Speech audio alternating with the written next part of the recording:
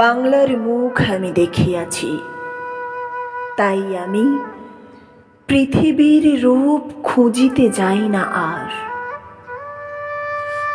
অন্ধকারে জেগে উঠে ডুমুরের গাছে চেয়ে দেখি ছাতার মতন বড় পাতাটির নিচে বসে আছে ভোরের দোয়েল পাখি। চারিদিকে চেয়ে দেখি পল্লবের স্তূপ,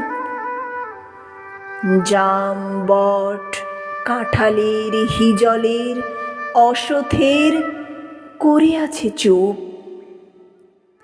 ফণি মনসার ঝোপে সটি বনে তাহাদের ছায়া পড়িয়াছে। মধুকর ডিঙা থেকে না জানি সে কবে চাঁদ চম্পার কাছে এমনি হিজল, বট, তমালের নীল ছায়া বাংলার অপরূপ রূপ দেখেছিল।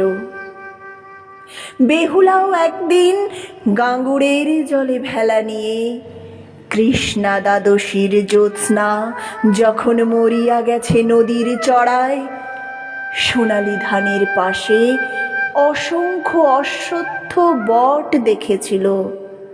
হায়, শ্যামার নরম গান শুনেছিল।